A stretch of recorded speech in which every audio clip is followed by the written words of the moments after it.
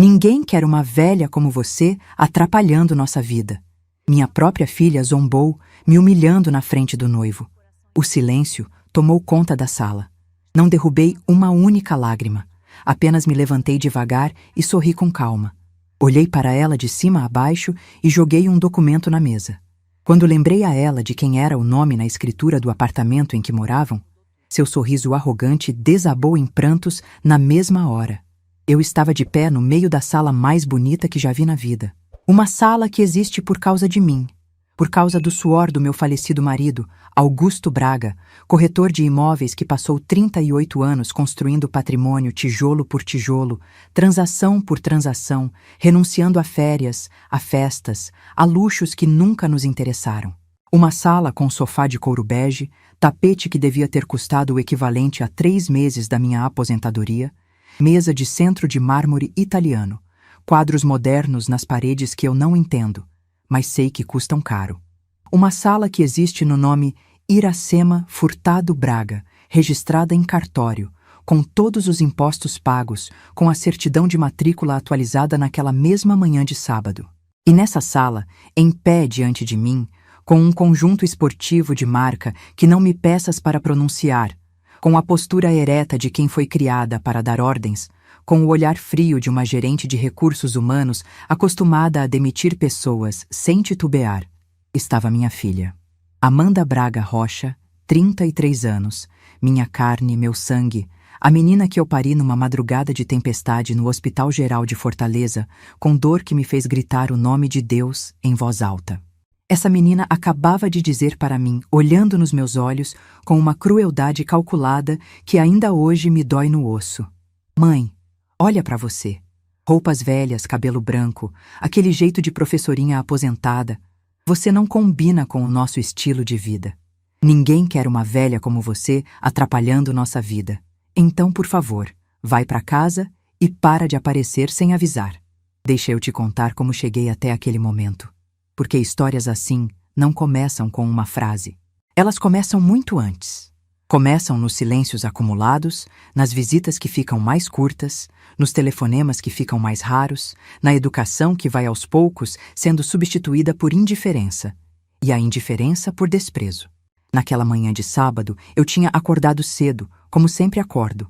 O corpo de professora aposentada ainda carrega o relógio biológico dos anos de escola. Às 5:30 já estava de pé, já tinha feito o café, já tinha sentado na mesa da cozinha, com a xícara na mão, olhando para o quintal da minha casa no Montese. Uma casa simples, de 2 quartos, com cheiro de alecrim que planto na janela e de café que faço forte, do jeito que o Augusto gostava. O cheiro do café naquela manhã era exatamente igual ao de toda manhã, mas aquela manhã ia ser diferente de todas as outras. Fui ao cartório cedo. Procedimento de rotina que o Augusto me ensinou a fazer todo ano sem falta. Atualizar as certidões de matrícula dos 3 imóveis que estão no meu nome. Iracema, ele dizia, com aquela voz grave e paciente de homem que passou a vida ensinando outros a cuidar do que é seu. Patrimônio sem documentação atualizada é patrimônio vulnerável. Todo ano, sem falhar, você vai ao cartório. E eu fui. Durante os 6 anos desde que ele partiu, nunca deixei de ir, porque o Augusto não está mais aqui para me ensinar, mas as lições dele ainda estão gravadas dentro de mim como inscrições em pedra. O cartório de registro de imóveis do bairro fica a 12 minutos de carro da minha casa. Conheço a recepcionista pelo nome, Margarida, uma mulher de meia idade que sempre me recebe com um sorriso e pergunta pelas crianças da ONG. Naquela manhã, ela me atendeu com a mesma cordialidade de sempre, processou a atualização das 3 certidões, a casa do Montese, o apartamento da Aldeota e o terreno no Eusébio, e me entregou as pastas plásticas transparentes, cada uma com sua certidão impressa, com o timbre do cartório, com o meu nome bem legível no campo proprietária.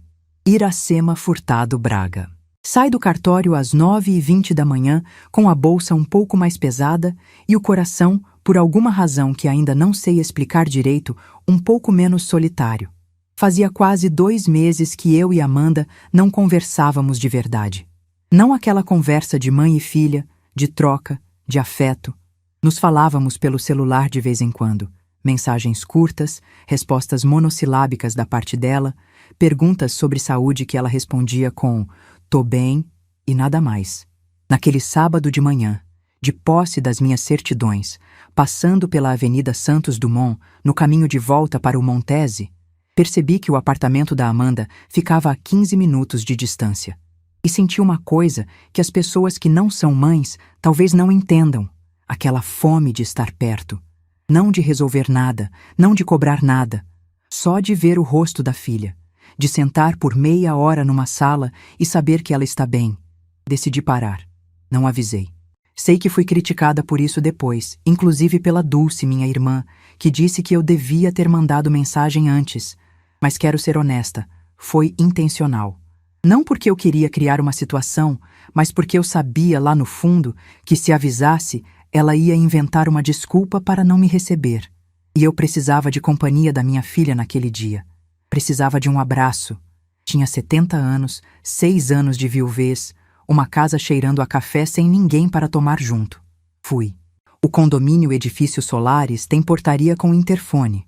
O porteiro me conhece, já me viu outras vezes, sabe que sou mãe da moradora do apartamento 702.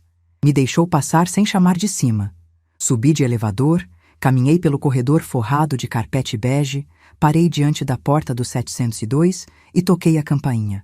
Enquanto esperava, percebi que podia ouvir vozes do lado de dentro. A da Amanda, tensa, e a do Vinícius, mais baixa. Então a porta abriu. Vinícius Rocha, 36 anos, diretor financeiro de startup, filho de família de Brasília com dinheiro antigo e ego correspondente. Alto, bem vestido mesmo numa manhã de sábado, bermuda de linho, camiseta de algodão grosso com logo bordado que eu reconheci como cara sem saber o preço exato, cabelo cortado na semana, unhas feitas, um homem que se cuida bem, que sabe que é bonito, que usa isso, me olhou com uma expressão que eu já conhecia. Não era hostilidade aberta. Era algo mais sutil e mais cruel. Era a expressão de quem olha para um objeto fora do lugar. Dona Iracema. Que surpresa! A frase foi dita com aquele tom que não é exatamente rude, mas não é exatamente gentil. O tom de quem está gerenciando uma inconveniência. Ficou parado na porta. Não me convidou para entrar. Seu corpo bloqueava sutilmente a passagem, como quem está esperando que o problema se resolva sozinho. Precisei ser eu a dizer: posso entrar? Só vim dar um oi para a Amanda. Entrei. A sala estava impecável, como eu já descrevi. Aquela sala que tem o cheiro de aromatizador de ambiente caro. Uma fragrância amadeirada e suave que não é desagradável, mas que parece projetada para impressionar, para sinalizar para os visitantes que aqui mora gente de posse. O tipo de cheiro que não é da casa, é da performance da casa. Sofá de couro bege que se amoleceu com o uso, mas ainda tem aquele brilho de coisa nova. Tapete espesso, cortinas de linho que filtravam a luz do sol de outubro, em Fortaleza, numa luz dourada e artificial. Tudo muito bonito. Tudo muito distante da casa onde criei a Amanda, com sofá de tecido que eu reestofei 2 vezes, com cortinas que costurei à mão nas madrugadas quando ela era pequenininha. Amanda estava no sofá, notebook no colo, óculos de grau com armação fina que ela passou a usar 2 anos atrás, cabelo preso num coque descuidado que nos outros custaria barato, mas nela era de salão. Quando me viu, não houve sorriso. Não houve o mãe daquelas que se alegram quando a mãe aparece. Houve o fechar lento e calculado do notebook, a retirada dos óculos, o olhar que me avaliou da cabeça aos pés, a blusa de algodão bege, a saia comprida marrom, a bolsa de couro sintético que comprei há 4 anos, as sandálias simples, o cabelo branco completamente branco cortado curto, as rugas fundas, as mãos calejadas de décadas de giz. Ela me avaliou e decidiu que eu estava faltando. Mãe, o que você está fazendo aqui? Tentei ser leve. Tentei sorrir do jeito que mães sorriem quando estão disfarçando a dor de não serem bem-vindas. Vim te ver, filha. Faz quase 2 meses que a gente não se fala direito. Ela suspirou. Não um suspiro de cansaço. Não um suspiro de quem teve um dia difícil. Um suspiro de quem está sendo importunado por algo menor. Vinícius veio sentar ao lado dela no sofá, cruzou os braços com uma postura que espelhava a dela, e os dois me olharam como um tribunal olha para um réu. Mãe, a gente está meio ocupado hoje. Vai ter gente aqui daqui a pouco. Amigos do Vinícius, pessoas importantes. Entendi, mas ainda assim insisti. Porque mãe é assim. Mãe continua mesmo quando deveria parar. Não vou ficar muito tempo, só queria tomar um cafezinho, conversar um pouco. Ela revirou os olhos. E Vinícius deu uma risadinha. Curta, nasal, daquelas que não precisam de palavras, porque a mensagem já está inteira na expiração de ar. Foi quando Amanda se levantou. Veio até onde eu estava parada, perto da estante de madeira clara onde ficavam os livros dela. Livros de gestão de pessoas, de marketing pessoal, de culinária francesa. Veio até mim e me olhou de cima a baixo com uma lentidão deliberada. Quero que você entenda que essa mulher sabe exatamente o que está fazendo. Ela não estava com raiva. Não estava alterada. Estava fria, calculada, precisa, da mesma forma que ela analisa um currículo antes de convocar ou recusar uma candidatura. Ela me avaliou como se eu fosse uma candidatura inadequada para a vaga de mãe que ela precisava. Mãe, olha para você. Pausa.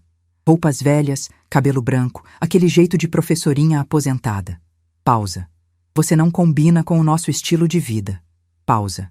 Ninguém quer uma velha como você atrapalhando nossa vida. Pausa. Então, por favor, vai para casa e para de aparecer sem avisar. O silêncio que caiu naquela sala foi de um peso que eu nunca senti antes. Era o silêncio que acontece depois de um cristal caro cair no chão. Aquele momento entre a queda e o impacto, quando você já sabe que está quebrado, mas ainda não viu os pedaços. Vinícius estava sorrindo. Não tentava esconder. Aprovava com o sorriso de quem assistia a uma cena que aguardava há tempos. Eu fiquei parada. O corpo imóvel, como se ele tivesse esquecido as instruções básicas de como funcionar. Tentei processar. Tentei fazer aquelas palavras fazerem sentido em algum lugar dentro de mim, que as reconhecesse como vindas da minha filha. Mas não reconheciam. Porque a mulher que as disse não era a menina do desenho guardado na Bíblia. Não era a criança que correu para mim na saída da escola com um retrato "E minha mãe é minha melhor amiga", escrito com letra de criança. Essa mulher era uma estranha que usava o rosto da Amanda. Engoli a seco, não uma vez, 3 vezes. Engoli tudo. A dor, o espanto, os 33 anos de mãe, os 8 meses de gravidez difícil com pressão alta, as noites em claro, os pés que latejavam depois de um dia inteiro de sala de aula, quando ela era pequenininha e eu chegava em casa e ainda precisava fazer jantar e ajudar com tarefa. Engoli tudo. E decidi que não ia derramar uma única lágrima na frente daqueles dois. Aprendi em 70 anos de existência, em décadas de sala de aula, com crianças que testam limites, com pais difíceis, com diretores arbitrários, com a vida que não pergunta se você está preparada antes de te dar uma rasteira. Aprendi que lágrimas na frente de quem quer te ver quebrada são munição. Você chora e eles crescem. Você chora e eles ganham. Não ia deixar. Me levantei do sofá muito devagar. A lentidão era intencional, e eles perceberam isso. Percebi que os dois me observavam com uma atenção diferente, como se a calma deles tivesse começado a rachar levemente diante da calma maior de mim. Peguei minha bolsa e sorri. Não um sorriso de amargura, não um sorriso de luta, um sorriso sereno, daquele tipo que confunde porque não mostra nenhuma emoção que faça sentido para quem está esperando lágrimas ou grito. O sorriso de quem sabe de algo que o outro ainda não sabe.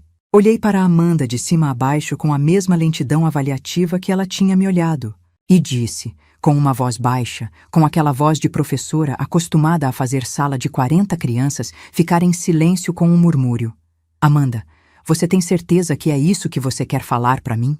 Ela cruzou os braços, imitando a postura do Vinícius ao lado, e percebi que esse espelhamento entre os dois não era acidental, era conjugal, era o sincronismo de casal que se reforça mutuamente nas crueldades. Tenho, mãe, certeza absoluta. Vinícius completou com aquele tom de diretor financeiro que está encerrando uma reunião. Dona Iracema, sem ofensa, mas a Amanda está certa. A senhora não se encaixa no nosso círculo social. É melhor manter distância mesmo. Abri a bolsa, devagar. Tirei a pasta plástica. Devagar. Abri a pasta. Tirei a certidão de matrícula atualizada naquela mesma manhã. Dobrei levemente para que ficasse mais fácil de colocar em posição horizontal. E joguei o documento em cima da mesa de mármore, bem no centro, com uma precisão tranquila que dizia: eu sabia exatamente o que estava fazendo quando vim aqui hoje. O papel pousou na pedra fria com um som seco. Um som pequeno, mas que ecoou, porque o silêncio que o cercou era imenso. Amanda olhou para o documento. Depois olhou para mim. A expressão dela começou a mudar. Não com a surpresa total de quem nunca soube, mas com algo mais perturbador.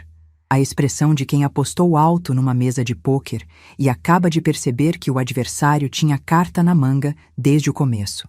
O sorriso arrogante foi embora. No lugar dele, uma contração leve, mas perceptível nos lábios. O início do entendimento. Vinícius pegou o papel. Leu. Ficou pálido. Eu disse com a mesma calma de antes, com a mesma voz baixa e firme: esse apartamento onde vocês moram, esse apartamento de 120 metros quadrados na Aldeota, com 2 suítes, varanda gourmet, 2 vagas de garagem, nesse edifício aqui onde você recebe suas pessoas importantes. Esse apartamento está registrado no meu nome, desde 2015. Seu pai comprou como investimento, registrou no meu nome, e quando morreu, ficou para mim. Iracema Furtado Braga, proprietária. Está tudo ali. Pode ler o número do registro, pode ir ao cartório conferir se quiser. Eu espero. Antes de te contar o que aconteceu depois, porque aconteceu muita coisa, preciso te perguntar uma coisa honesta. Se fosse com você, se fosse a sua própria filha dizendo essas palavras e depois descobrindo que a casa onde ela vive está no seu nome, o que você faria? Você teria coragem de fazer o que eu fiz? Me conta nos comentários. Quero saber. Agora vem comigo, porque o que aconteceu depois foi maior do que eu esperava. Amanda começou a balançar a cabeça. Não com a negação de quem não sabia. Eu preciso ser precisa sobre isso, porque é importante para você entender o tamanho da traição. Ela sabia do apartamento. Claro que sabia. Ela cresceu ouvindo o Augusto falar sobre os imóveis, sobre a importância de ter patrimônio, sobre o registro em cartório. Ela sabia. O que ela apostou, e apostou com uma convicção que me diz muito sobre o quanto ela me subestimava, era que eu nunca teria coragem de agir, que o amor de mãe seria forte demais, que o medo de perder a filha seria paralisante demais, que 70 anos de bondade e cedência teriam me transformado numa mulher que engole humilhação e sorri agradecida. Calculou errado. Mãe, você não vai fazer isso. Você não é capaz. Apontei para o documento. Vai no número do registro. Vai no cartório verificar. Foi então que Vinícius perguntou. E essa pergunta vai ficar comigo para sempre, porque ela revelou tudo o que eu precisava saber sobre esse homem, sobre esse casamento, sobre os planos que existiam antes mesmo daquela manhã de sábado. Virou para Amanda, abaixou um pouco a voz, com aquela frieza calculista de executivo que, mesmo em pânico, nunca para de calcular. Amanda, e os outros 2 imóveis da sua mãe? Você disse que ia conversar com ela sobre o inventário. O silêncio da Amanda foi uma resposta completa. Olhei para ele, olhei para ela, e entendi, com aquela clareza que às vezes chega tarde demais, mas quando chega é absoluta e irrefutável, que o Vinícius sempre soube muito bem o que eu valia. Não como pessoa, não como mãe, não como mulher, como patrimônio, em metros quadrados e certidões de matrícula. Ele calculou. Provavelmente sentou com a Amanda numa dessas noites do apartamento iluminado e conversou sobre os 3 imóveis da sogra, sobre o inventário, sobre a melhor forma de encaminhar aquela conversa. E parte do plano, eu estava entendendo naquele momento, era me afastar primeiro, tornar a convivência insuportável, fazer com que eu me sentisse indesejada, diminuída, fora de lugar. Até que eu, sozinha, desorientada, talvez pensando que a filha um dia voltaria se eu fizesse o que ela quisesse, cedesse com os documentos, ou assinasse algo, ou fizesse um inventário antes da hora. Mas você deixou a gente morar aqui sem... Amanda começou, e eu interrompi. Sem o quê, Amanda? Sem cobrar aluguel? Sem pedir nada em troca? Porque eu sou sua mãe. Porque quando seu pai morreu E você veio me pedir para usar o apartamento só até conseguir comprar o de vocês? Eu disse sim. De graça. Sem contrato, sem exigência. Porque eu amo você. Amei a vida inteira. E porque eu achei que um dia você ia valorizar isso.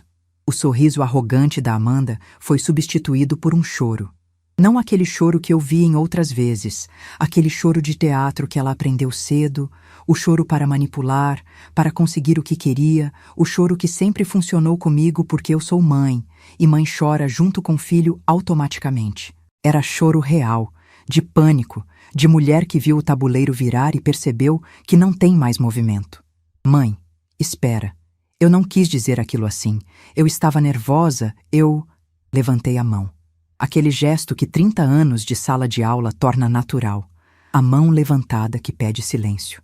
Sentei, cruzei as mãos no colo e disse, com a clareza de quem sabe exatamente o que está dizendo: vocês têm 60 dias para desocupar o imóvel.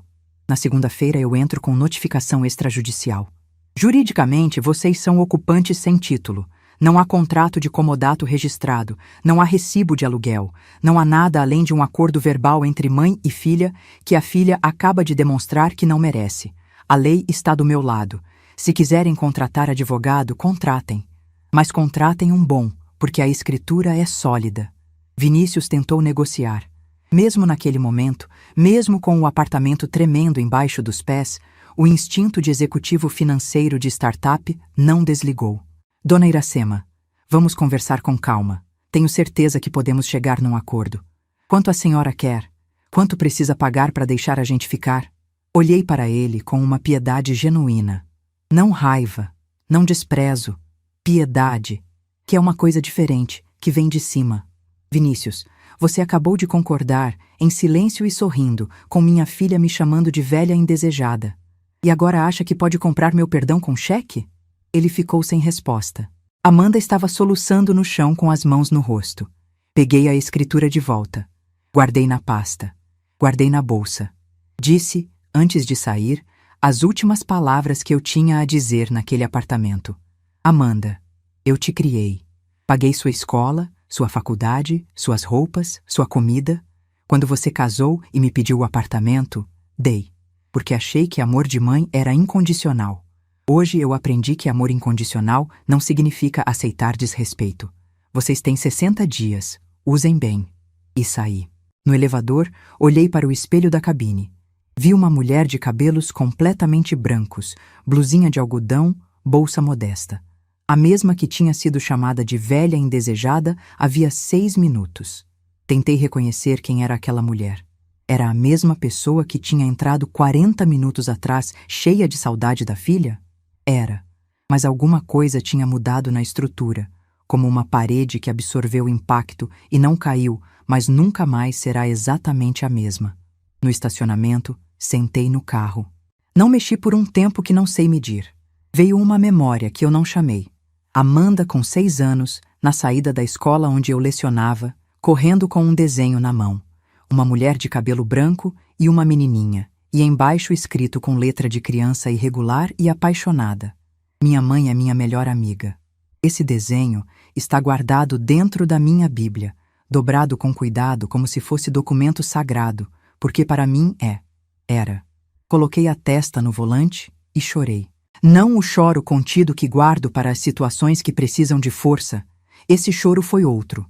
Foi o choro que sai da parte mais funda do corpo, do lugar onde a gente guarda tudo que não conseguiu processar durante décadas. Chorei a mãe que eu fui, a filha que ela deixou de ser.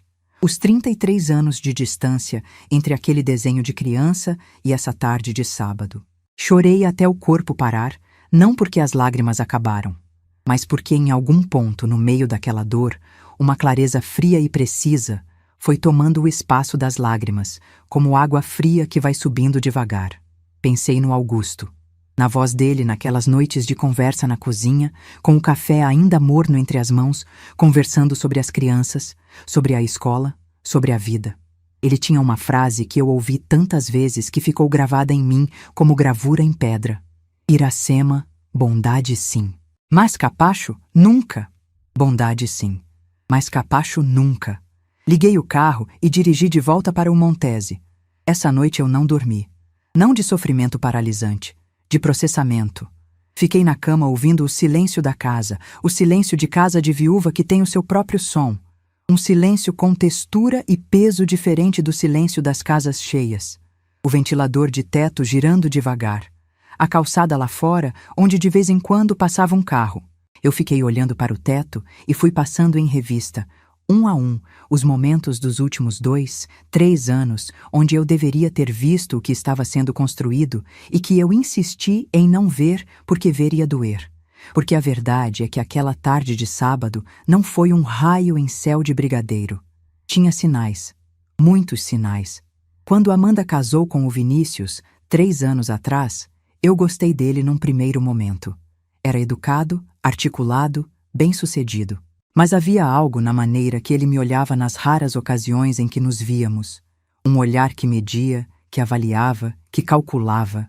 Não o olhar de um homem que olha para a sogra com carinho ou mesmo com indiferença neutra. Era um olhar de inventário. Eu percebia e afastava o pensamento, porque mãe que gosta da filha quer gostar do genro também. As visitas foram ficando mais esparsas. Primeiro era, a gente está muito ocupado. Depois era, Vinícius tem compromisso. Depois era silêncio de semanas que eu quebrava enviando mensagem e ela respondia com aquele "tô bem, mãe", que não abre porta para nada. Nas poucas vezes que havia, Amanda me olhava diferente, com aquela expressão de quem está tolerando uma obrigação, com pressa para terminar. Com o celular na mão durante toda a conversa, os olhos escorregando para a tela entre uma frase e outra, como se eu não merecesse atenção inteira. Na última vez que estivemos juntas antes daquele sábado, um almoço no shopping, há quase 3 meses, ela chegou 40 minutos atrasada, ficou no celular a maior parte do tempo, pediu o prato mais caro do cardápio sem olhar o preço e pagou a conta com o cartão do Vinícius com o gesto despreocupado de quem nunca precisou contar centavo. No fim, quando nos despedimos no estacionamento, ela me deu um abraço rápido e seco. O tipo de abraço que você dá em desconhecido em formatura. E eu precisei andar até o meu carro segurando o aperto no peito, porque uma mãe de 70 anos não chora em estacionamento de shopping por causa de abraço de filha. Agora, deitada no escuro, era como se todas essas peças soltas estivessem finalmente se encaixando. Não com conforto. Com o desconforto áspero da verdade que você adiou enxergar.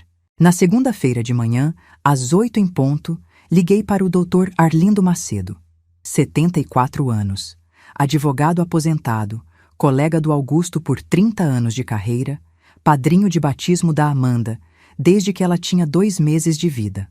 Um homem que vi chorar quando a Amanda entrou no ensino médio, que ficou vermelho de orgulho quando ela se formou, que esteve ao lado do Augusto no hospital nas últimas semanas. Um homem que conhece essa família, melhor do que qualquer outro ser humano fora dela. Contei tudo. O silêncio do outro lado da linha era denso. Não o silêncio de quem não sabe o que dizer, mas o silêncio de quem está sentindo o peso real do que está ouvindo.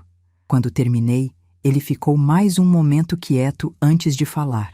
A voz estava embargada. Iracema, eu sou padrinho dessa menina. Vi ela crescer.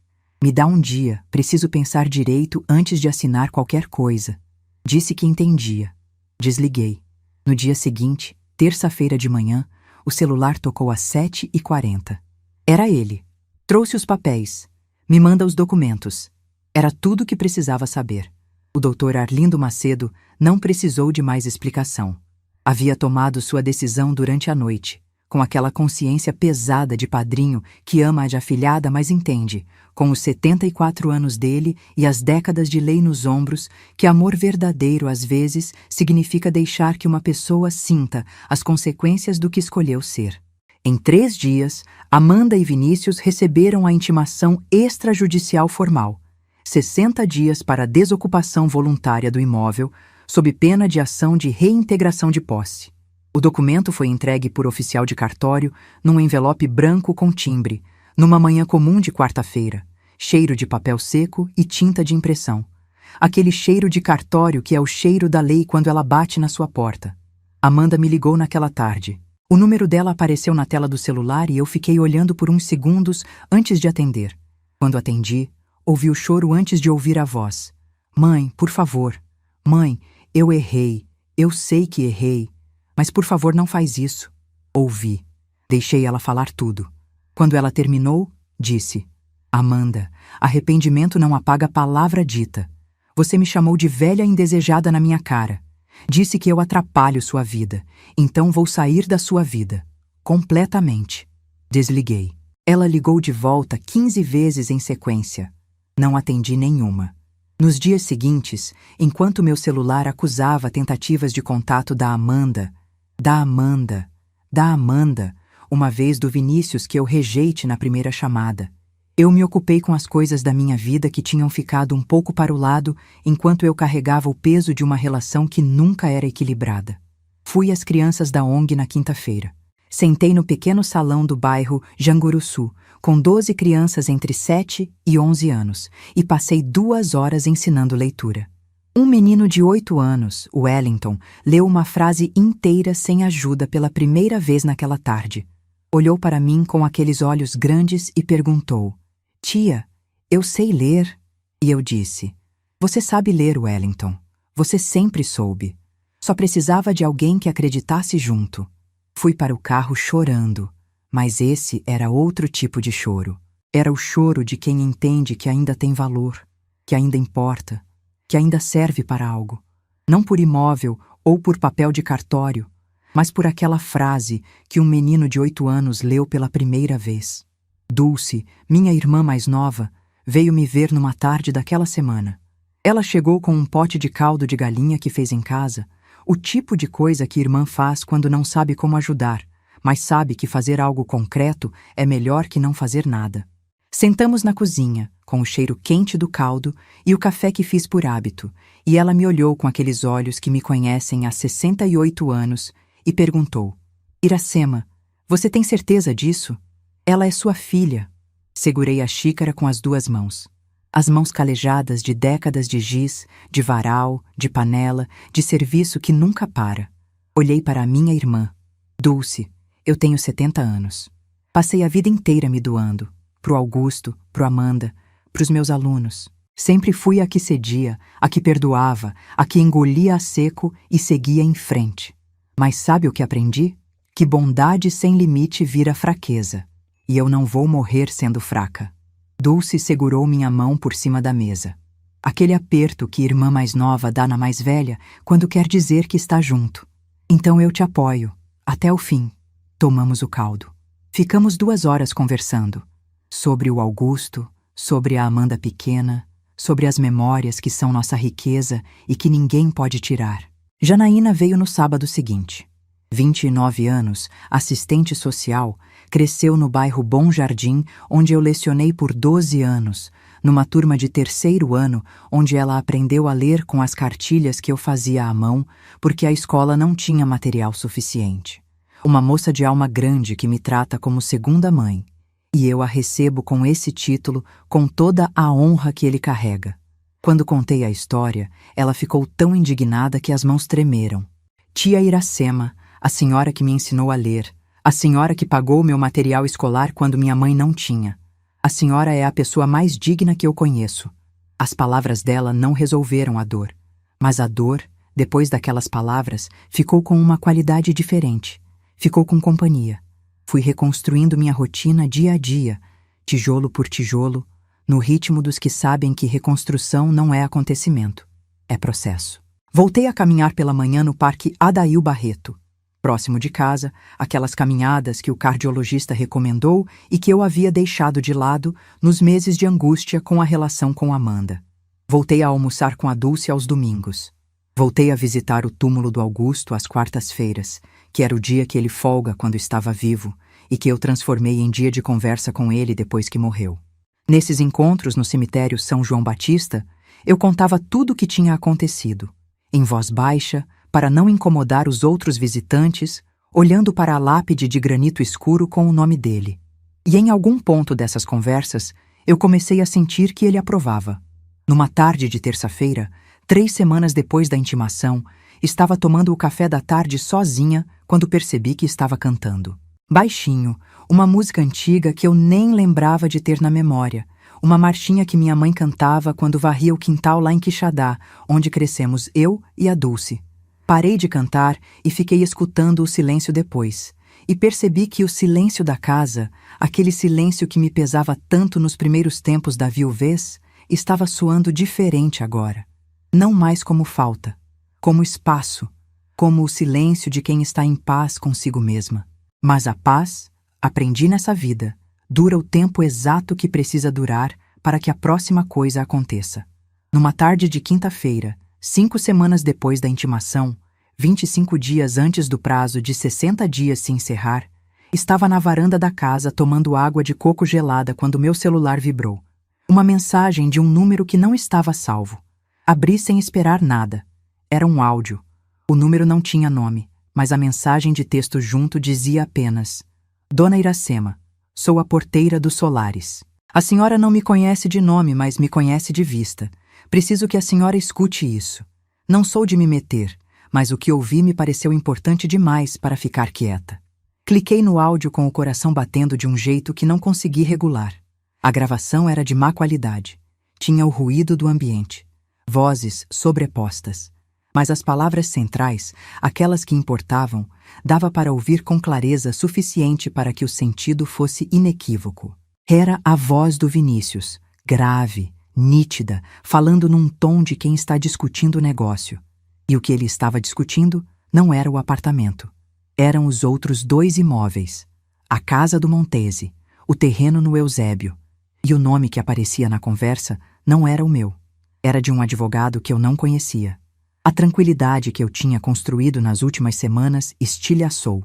Isso não era só sobre o apartamento da aldeota. Tinha algo maior acontecendo. O áudio durou 38 segundos. Escutei 6 vezes seguidas, cada vez mais atenta a cada sílaba, cada vez mais certa do que estava ouvindo. A porteira, que eu fui buscar mais tarde identificar como Teresa, 52 anos, pernambucana, 8 anos trabalhando no condomínio Solares, tinha gravado uma conversa que escutou no hall de entrada quando o Vinícius estava no telefone, de costas para ela, achando que estava sozinho naquele espaço.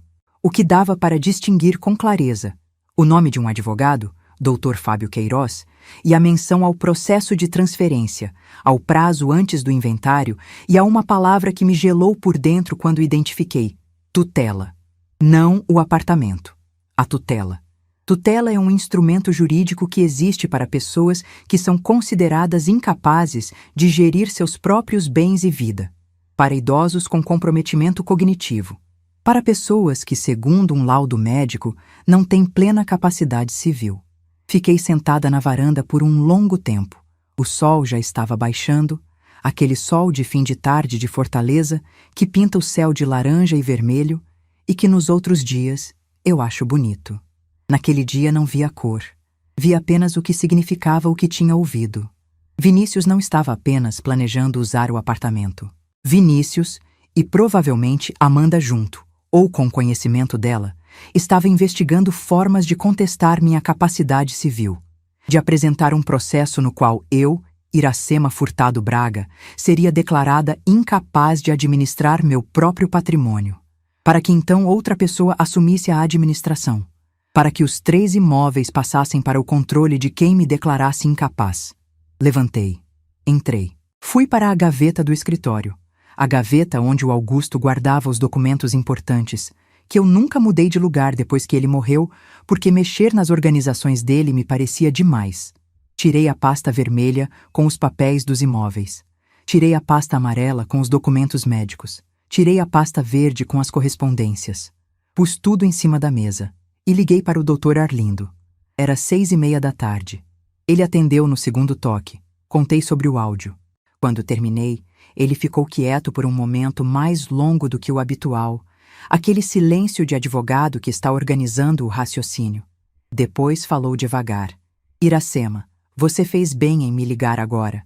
Amanhã de manhã você vem ao meu escritório com todos os documentos que tiver. Tudo, certidões médicas, laudos, comprovantes de atividade, tudo que prove que você está em plena capacidade.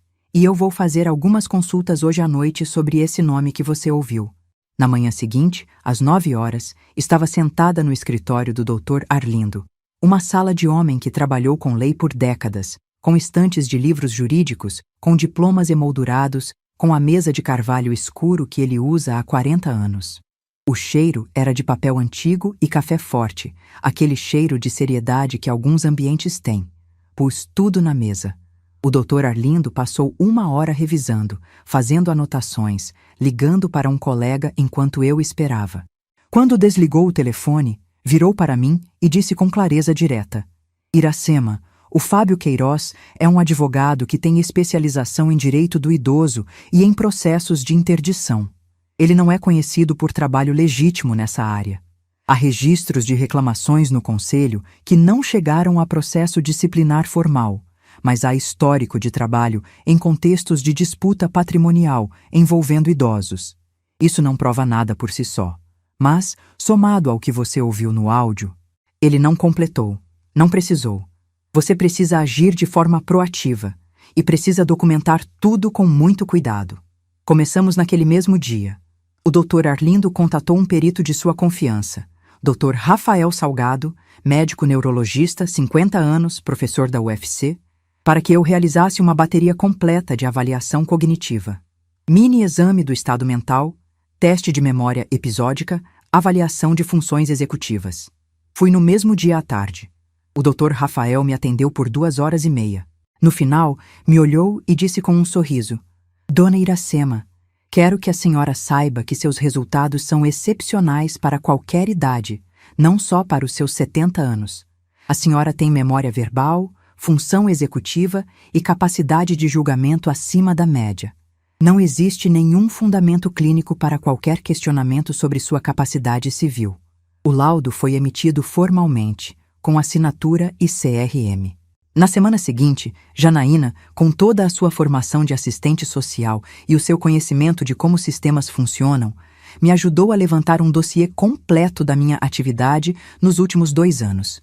Relatórios da ONG, onde sou voluntária, atas de reunião com assinatura, laudos de alfabetização das crianças com minha supervisão documentada, comprovantes de presença em eventos, extratos bancários mostrando gestão financeira saudável e autônoma, declaração de imposto de renda em dia.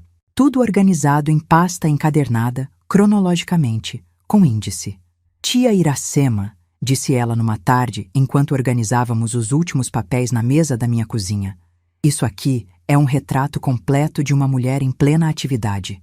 Ninguém olha para isso e pensa em incapacidade. Isso aqui é evidência de vitalidade.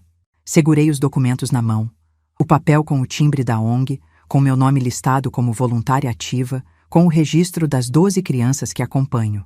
E pensei que era estranho que aquelas folhas simples pudessem ser ao mesmo tempo documentação jurídica e prova de que a minha vida tinha sentido. O Dr. Arlindo foi além. Com minha autorização, consultou o sistema do Tribunal de Justiça do Ceará em busca de qualquer processo em andamento que envolvesse meu nome. Nada havia sido protocolado ainda, o que significava que ainda estávamos na fase de planejamento do Vinícius, não de execução. Estávamos na frente, mas só por enquanto. Foi Janaína quem, numa tarde enquanto tomávamos café, disse a frase que mudou o direcionamento de tudo. Tia, a senhora tem provas do imóvel, tem o laudo médico, tem o dossiê de atividade, mas tem prova do que o Vinícius estava planejando? Porque sem isso, a defesa dela vai dizer que foi tudo mal entendido. Eu a olhei. Ela continuou. Precisamos de mais. Precisamos saber com quem ele está conversando, o que está sendo combinado. Precisamos de elementos que mostrem que houve planejamento deliberado, não impulso. Ela tinha razão, completamente razão. A assistente social que cresceu na periferia, sabendo que sobreviver exige estratégia, me ensinava, naquele momento, a pensar como estrategista. Tornei-me invisível para eles. Amanda me enviava mensagens pedindo que eu respondesse. Respondi algumas, curtas, neutras, sem revelar nada. Aceitei um convite dela para um café rápido, numa tarde de quarta, numa padaria do Meireles. Fui. Ela chegou sozinha, sem o Vinícius. Estava mais simples, mais contida do que eu a havia visto em meses. Conversamos por 40 minutos sobre nada que importasse, mas eu observei.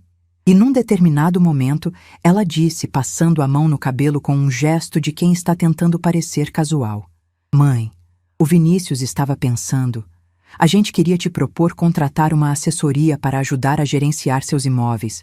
Fica mais fácil para você, né? Com a idade, não deixei a frase terminar. Sorri, disse. Que cuidado, filha. Vou pensar. Paguei meu café e saí. No carro, tirei o celular do bolso. Porque eu havia entrado naquela padaria com algo que Amanda não sabia: o aplicativo de gravação ativo. A conversa inteira, incluindo a sugestão de assessoria para gerenciar os imóveis, estava gravada. Enviei imediatamente para o Dr. Arlindo.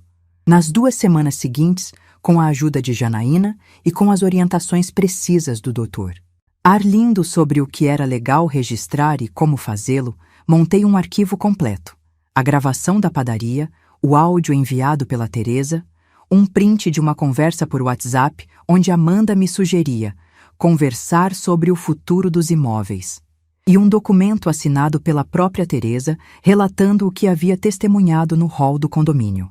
O doutor Arlindo revisou tudo e disse: Iracema, você tem material suficiente não apenas para se defender de qualquer processo de interdição, mas para demonstrar que houve planejamento deliberado para lesar seus interesses patrimoniais.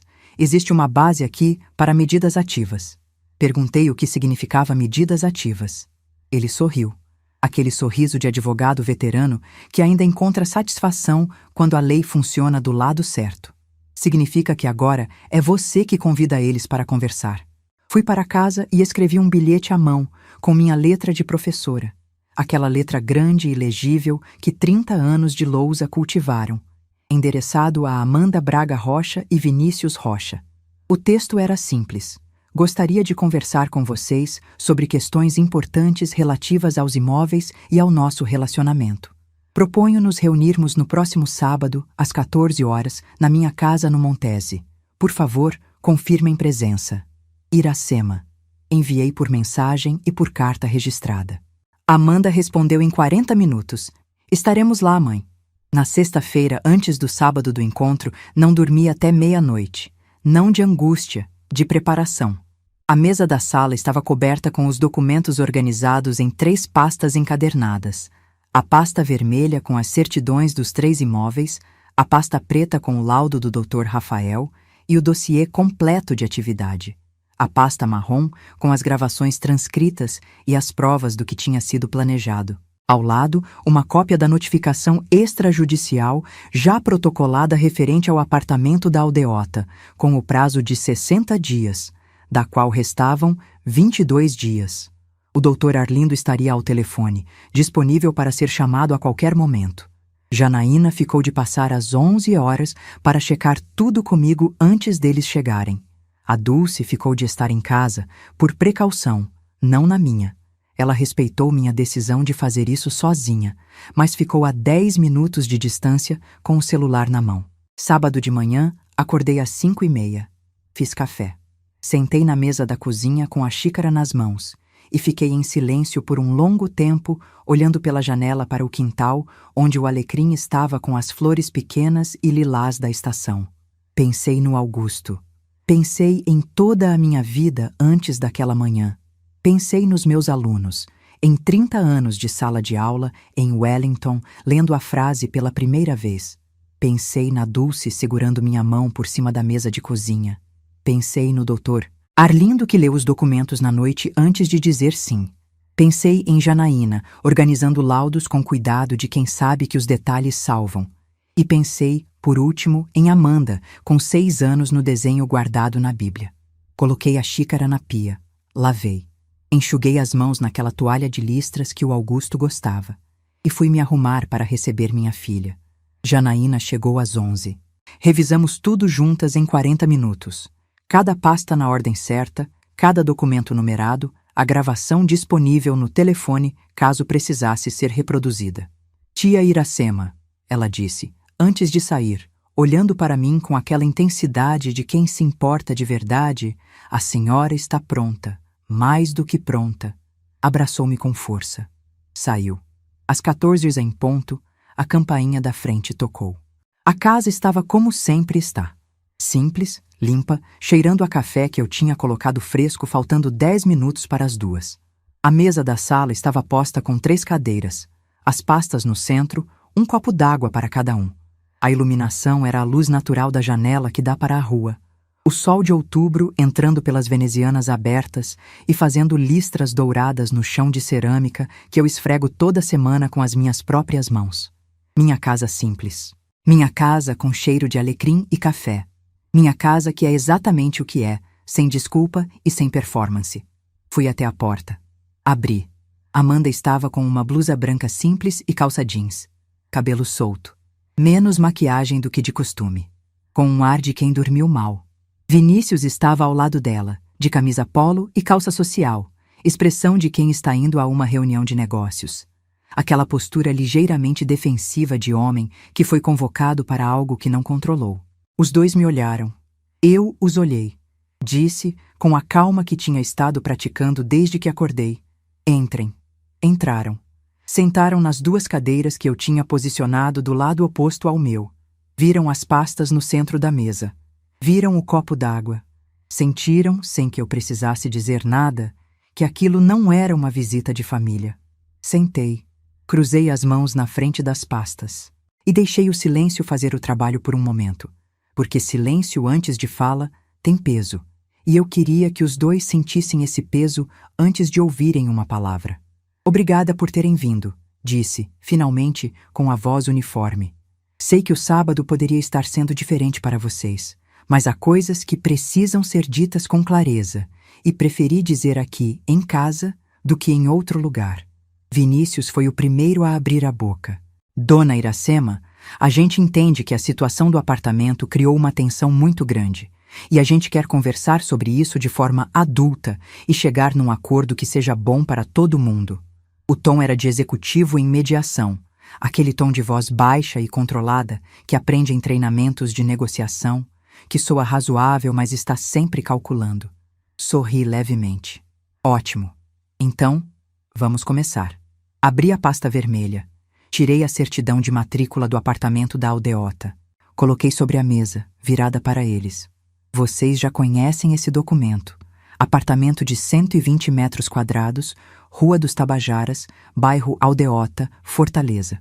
Proprietária, Iracema Furtado Braga. Registro atualizado. Pausa. Tirei a certidão do terreno do Eusébio. Coloquei ao lado. Terreno de 480 metros quadrados no Eusébio. Área que valoriza desde que o planejamento urbano do município foi aprovado, com valor de mercado atual estimado pelo ITBI em R$340 mil. Proprietária, Iracema Furtado Braga. Pausa. Tirei a certidão da casa do Montese. A casa onde estamos agora, imóvel quitado, 180 metros quadrados de terreno, construção de 90 metros quadrados, bairro Montese, Fortaleza. Proprietária, Iracema Furtado Braga. Amanda olhava para as certidões. Vinícius tinha a expressão do homem que foi ao encontro de uma negociação e percebeu que chegou sem as informações que achava ter. Abri a pasta preta. Esse aqui é meu laudo de avaliação neuropsicológica, realizado há 3 semanas pelo Dr. Rafael Salgado, neurologista, professor da Universidade Federal do Ceará. Funções executivas, memória episódica, capacidade de julgamento, orientação temporal e espacial. Tudo avaliado, tudo documentado. O doutor conclui que minha capacidade cognitiva é excepcionalmente preservada para a faixa etária e acima da média para qualquer idade. Há cópia aqui para cada um de vocês. Coloquei 2 cópias sobre a mesa. Menciono isso porque ficou registrado, numa conversa que vou mencionar mais tarde, o interesse em discutir a gestão dos meus imóveis com a minha idade, como justificativa. Quero que fique claro que minha capacidade civil é irrefutável e documentada. Vinícius ficou levemente mais pálido. Amanda virou para ele com uma expressão rápida que eu registrei.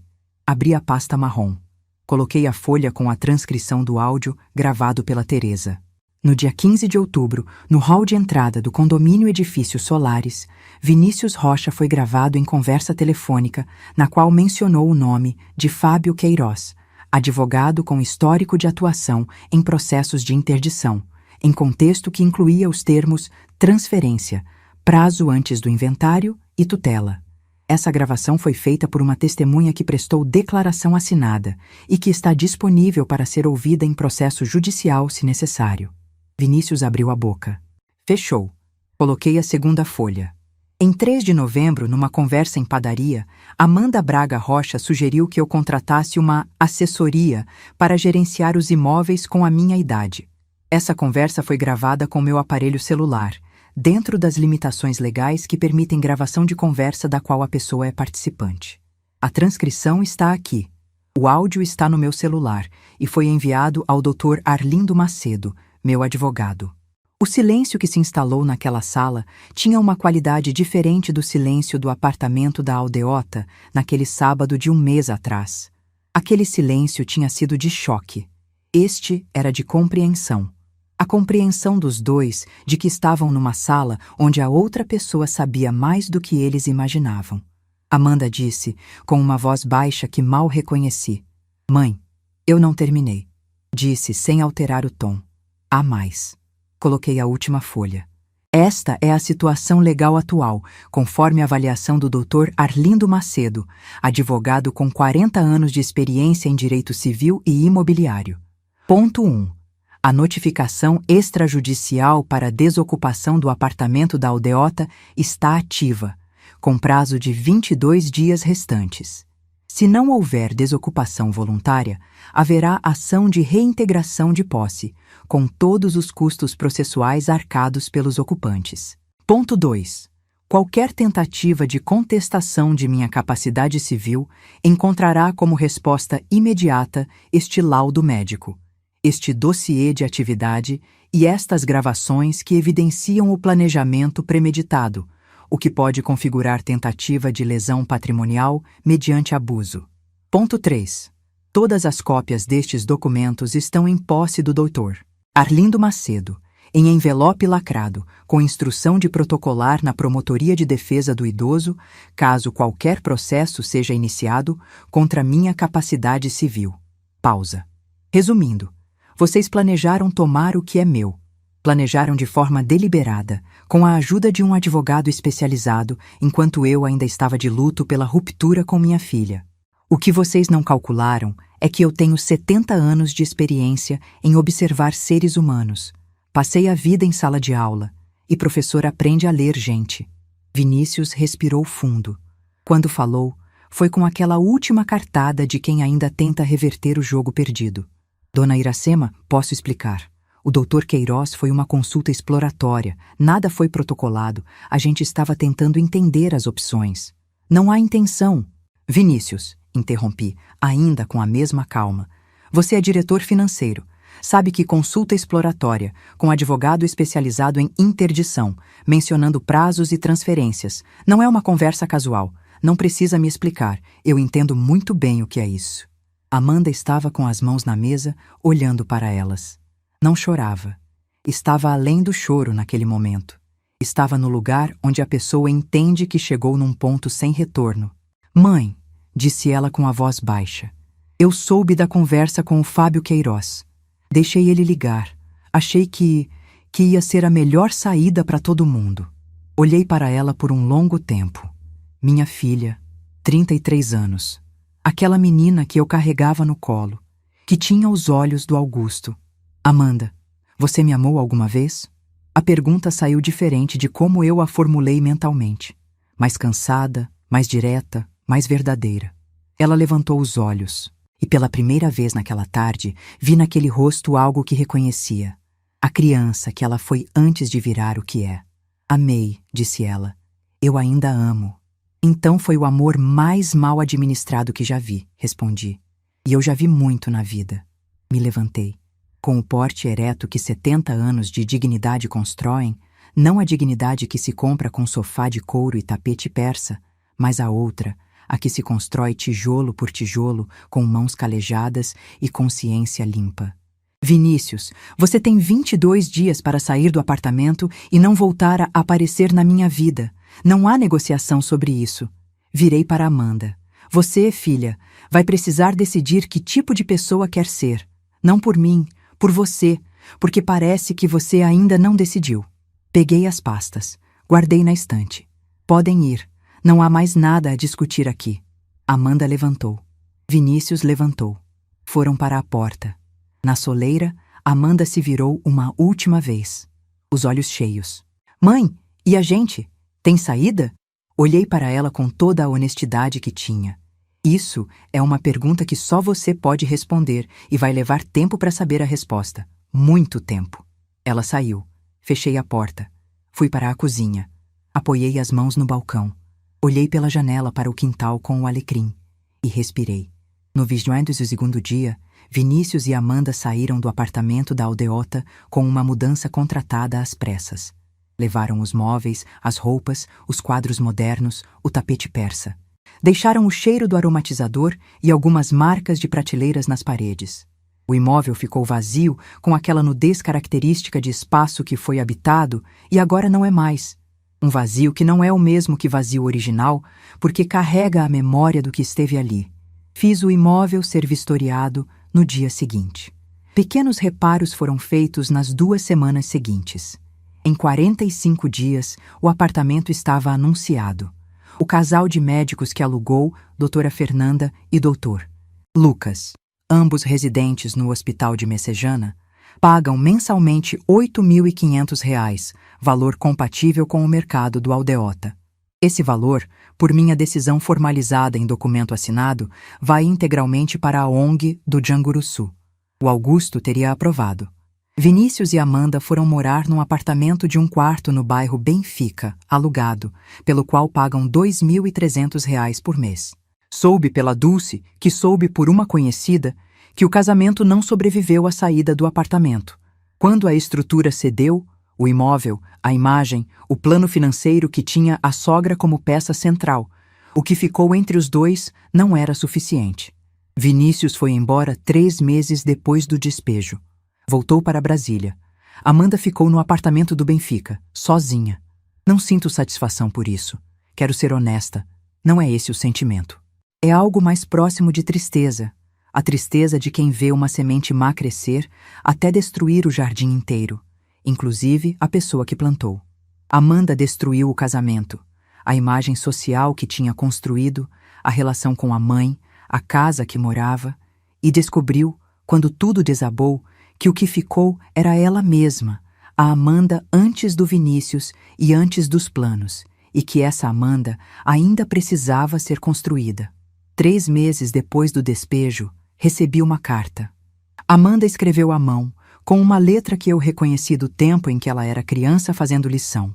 Contou que estava em terapia, que havia terminado o relacionamento quando percebeu que as primeiras palavras do Vinícius, quando saíram do apartamento, foram sobre os outros 2 imóveis. Não sobre onde iam morar, não sobre o casamento, sobre o futuro, sobre os imóveis. Que foi nesse momento que ela entendeu que havia casado com o espelho errado de si mesma, que pedia perdão, que um dia esperava me olhar nos olhos sem sentir vergonha. Guardei a carta dentro da Bíblia, do mesmo lado do desenho de criança. Não respondi. Talvez responda um dia. O tempo tem o seu próprio ritmo, e 70 anos me ensinaram a respeitar esse ritmo mesmo quando é difícil. O Dr. Arlindo e eu tomamos café na semana passada. Ele me disse com aquele sorriso de canto de boca de homem que ainda encontra beleza nas coisas: Iracema, você fez tudo certo, até a parte difícil. É isso, fiz tudo certo. Inclusive a parte difícil. Hoje acordo às 5h30, faço o café forte. Olho para o quintal com alecrim. Caminho no parque. Vou às crianças da ONG toda semana. Wellington leu um livro inteiro no último mês, um livro pequeno de 12 páginas, mas um livro. Almoço com a Dulce aos domingos. Visito o Augusto às quartas e conto tudo. Durmo bem. Me chamaram de velha que atrapalha. Me olharam de cima a baixo e decidiram que eu não tinha valor para o padrão de vida deles. E quando joguei a escritura na mesa, e depois os documentos todos na mesa da sala da minha casa simples no Montese, quando mostrei que sabia exatamente o que estava sendo planejado e que havia me preparado para cada passo, o que caiu não foi só a arrogância. Caiu a ilusão de que bondade é sinônimo de ingenuidade, que mãe é capacho, que mulher velha não pensa. Tenho 70 anos. Tenho rugas fundas, cabelos brancos, mãos calejadas de tanto segurar giz. Passei a vida ensinando crianças a ler e escrever em escolas de periferia. Não tenho carro do ano, não tenho sofá de couro, não tenho imóvel na praia. Tenho dignidade construída ao longo de 7 décadas e 3 imóveis no meu nome, que vão continuar no meu nome enquanto eu viver, servindo ao que eu decidir que sirvam. A maior lição que essa história me deu não foi sobre imóvel. Foi sobre o que acontece quando você para de terceirizar o seu valor para quem te ama. Quando você para de medir quanto vale pela quantidade de visitas que recebe ou de ligações que responde. Quando você entende que amor próprio não é egoísmo, é o alicerce sem o qual nenhum amor por outro ser humano consegue ficar de pé. Aprendi tarde, mas aprendi. Se essa história tocou algo em você, compartilha com alguém que precise ouvir. Inscreve no canal e ativa o sininho. Toda semana tem uma história nova de mulher que não ficou quieta. E clica na próxima história que está passando na tela agora. Ela é ainda mais forte do que essa.